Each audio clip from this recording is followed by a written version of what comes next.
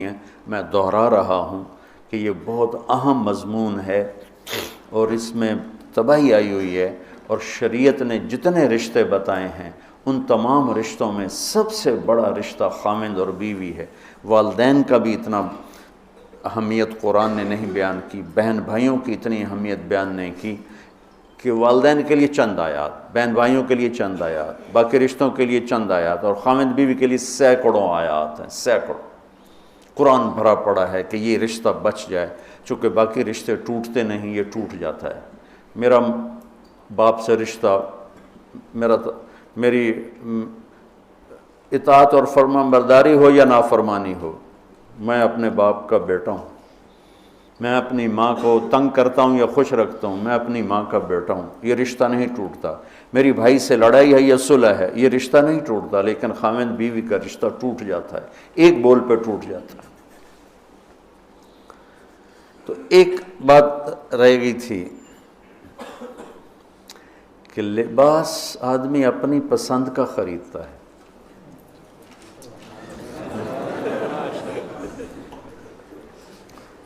جب چھوٹا بچہ ہوتا ہے پھر تو ماں باپ پہناتے ہیں، جب وہ ہوش میں آ جاتا ہے تو وہ لباس اپنی پسند کا لیتا ہے، ماں کی پسند کا نہیں لیتا، باپ کی پسند کا نہیں لیتا ہے۔ تو لفظ لباس میں اشارہ ہے کہ والدین کو چاہیے کہ شادی میں اپنی بیٹی اور بیٹے کی پسند کا خیال رکھیں۔ یہ لفظ لباس بتا رہا ہے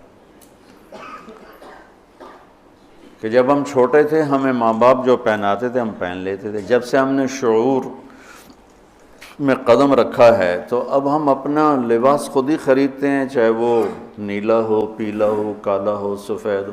مجھے سفید پسند ہے، زندگی گزر گئی سفید کرتے شلوار میں۔ تو لباس میں اس بات کی طرف اشارہ ہے کہ لڑکے لڑکی کی پسند اور ناپسند کو دیکھا جائے۔ ہمارے معاشرے میں بیٹیوں سے تو پوچھتا ہی کوئی نہیں، اور بیٹوں پر بھی مسلط کرتے ہیں، ایتھے ہی کرنی ہے، بس ہمارا فیصلہ ہے۔ والدین سے کہتا ہوں اللہ کے واسطے، یہ اللہ نے شریعت نے حق رکھا ہے بچے کا، میں نے قبول کیا، لڑکا کہتا ہے، باپ تو نہیں کہتا ہے۔ تو جس نے کہنا ہے میں نے قبول کیا تو وہ قبول تو کرے۔ ایک صحابی نے آ کے عرض کی یا رسول اللہ میں نے وہ نکاح کا پیغام دیا ہے، تو آپ نے فرمایا تو نے وہ لڑکی کو دیکھا ہے؟ کہا جی نہیں۔ آپ نے کہا دیکھ لو، کہ تم نے زندگی گزارنی ہے، دیکھ لو۔ اتنی گنجائش رکھی ہے کہ لڑکا لڑکی بیٹھیں، آپس میں بیٹھیں، ایک دوسرے کو دیکھ لیں، بات چیت کر لیں، تو انہوں نے زندگی گزارنی ہے۔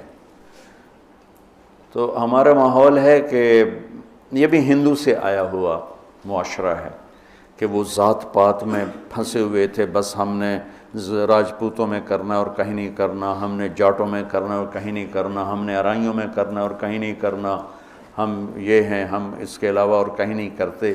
یہ پورے ہمارے ماحول میں ایک چیز رچی ہوئی ہے۔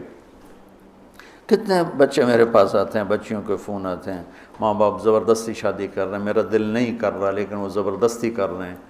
تو اگر زبردستی کریں تو پھر مان جاؤ، قربانی دے دو، پھر بغاوت نہ کرو، قربانی دے دو۔ چونکہ ایک اس کے ضد میں انتہا کی بات ہو رہی، وہ ہے کورٹ میرج، کہ بعض بچے بچیاں اتنے باغی ہو جاتے ہیں کہ وہ عدالت میں جا کے اپنا نکاح کر لیتے ہیں۔ میں اس کو ٹھیک نہیں سمجھتا کہ ماں باپ کی دعائیں ہمیشہ کے لیے ختم ہو جائیں گی۔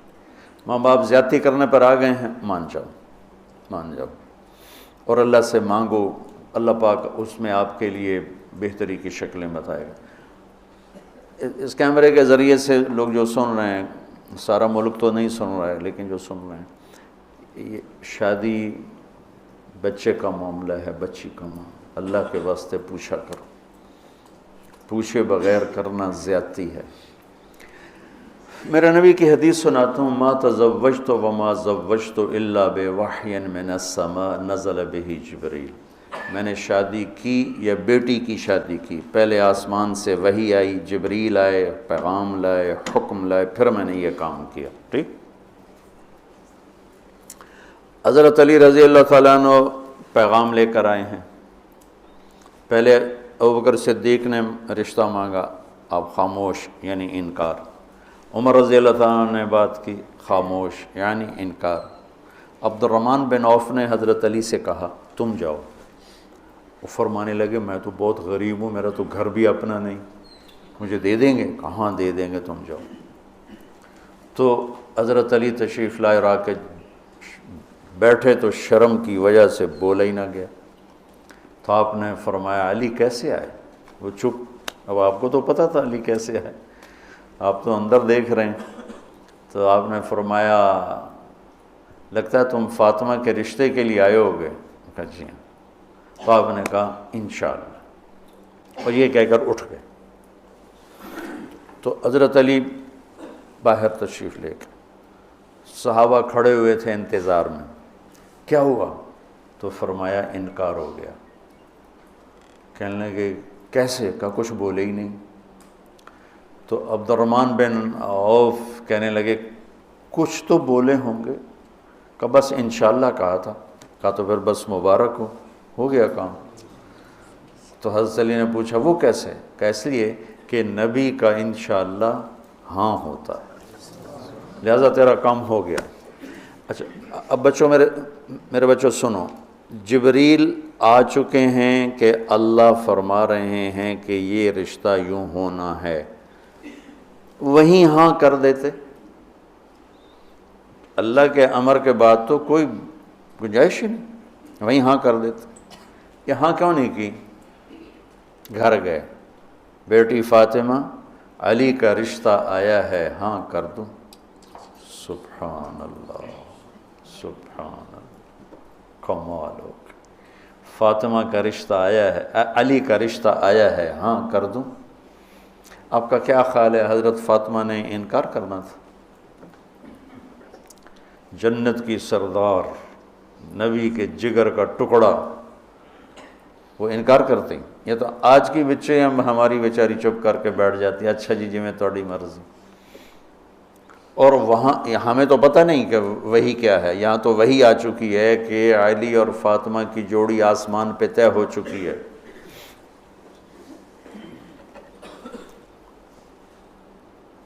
حضرت فاطمہ رضی اللہ تعالیٰ عنہ کے اقرار کے بعد آپ باہر تشریف لائے۔ وہیں اقرار کیوں نہیں کیا؟ ہمیں سبق دینا تھا کہ آسمان سے وحی بھی آئی ہو تو بھی بیٹی سے پوچھو۔ سبحان اللہ، سبحان اللہ، سبحان اللہ۔ آپ نے کہا علی بلاؤ لوگوں کو، تو وہ اس وقت مسجد بھر گئی ساری۔ تو آپ نے سامنے بٹھایا اور خود ممبر پہ کھڑے ہوئے اور فرمایا کہ لوگوں میرے پاس جبریل یہ پیغام لے کر آئے ہیں کہ میں اپنی بیٹی فاطمہ کا نکاح علی کے ساتھ کر دوں۔ پھر آپ نے خطبہ پڑھ کے فرمایا کہ علی میں نے 400 درہم کے عوض فاطمہ بنت محمد کو تیرے نکاح میں دیا، تو نے قبول کیا؟ تو انہوں نے کہا قبل، تو میں نے قبول کیا اور سجدے میں چلے گئے اور زور سے دعا مانگی، رب اوزعنی ان اشکر نعمتک التی انعمت علی وعلی والدی وان اعمل صالحا ترضاہ واصلح لی فی ذریتی انی تبت الیک وانی من المسلمین۔ یہ دعا مانگی اور اللہ کے نبی نے کہا آمین۔ آپ نے زور سے اوپر سے کہا آمین۔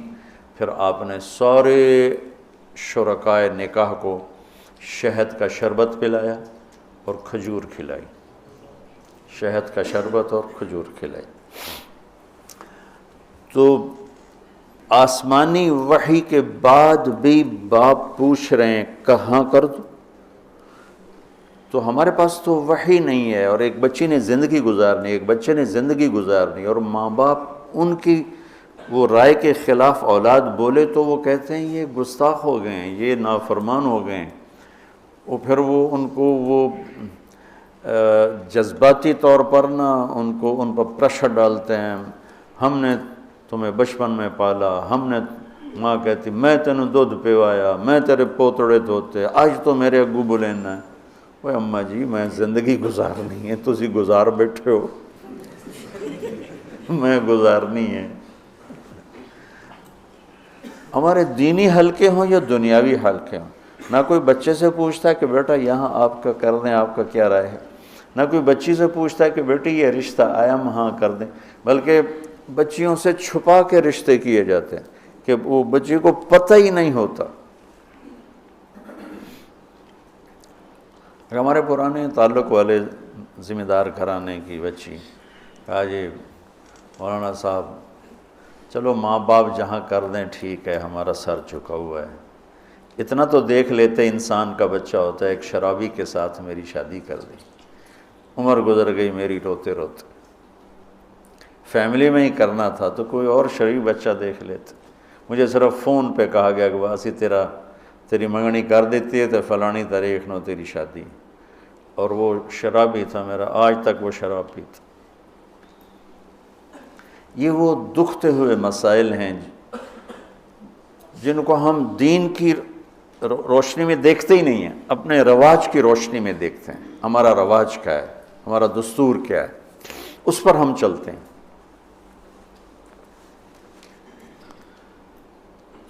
تو میرے نبی نے ہم عمر سے شادی کی، سودا،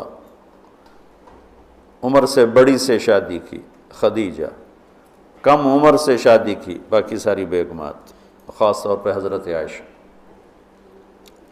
مطلقہ سے شادی کی زینب، بیوہ سے شادی کی خدیجہ، حفصہ، کماری سے شادی کی عائشہ رضی اللہ تعالیٰ عنہ، مالدار سے شادی کی خدیجہ، غریب سے شادی کی جویریہ، باندھی ہو کر آئی ہیں، ہمسر سے برابری میں شادی کی ام سلمہ، ام حبیبہ، اپنے خاندان میں شادی کی عائشہ، ام حبیبہ، ام سلمہ، یہ حفصہ، یہ قریش ہیں۔ خاندان سے باہر قوم میں شادی کی جویریہ، میمونہ، قوم سے بھی باہر یہود میں شادی کی صفیہ رضی اللہ تعالیٰ عنہ۔ یہ کتنی نسبتیں ایک عورت کی بن سکتی ہیں، ان سب میں میرے نبی نے شادی کی۔ اور آپ حیران ہوں گے، اپنی 3 بیٹیاں بنو امیہ کو دیں جن کے ساتھ جانی دشمنی، ابو العاص کو حضرت زینب، ابو العاص بن ربیع بن امیہ بن حرب، اور عثمان بن عفان بنو امیہ۔ تو پہلے حضرت رقیہ کا کیا، پھر ام کلثوم کا کیا، اور علی اپنے گھر کے تھے، خاندان کے تھے، تو ایک فاطمہ کا رشتہ ان کے ساتھ کیا۔ اور حضرت عثمان کے نکاح میں جب حضرت ام کلثوم کا بھی انتقال ہوا تو آپ نے فرمایا میری 100 بیٹیاں ہوتی ہیں اور اس طرح مرتی، 100 کی 100 عثمان کے نکاح میں دیتے۔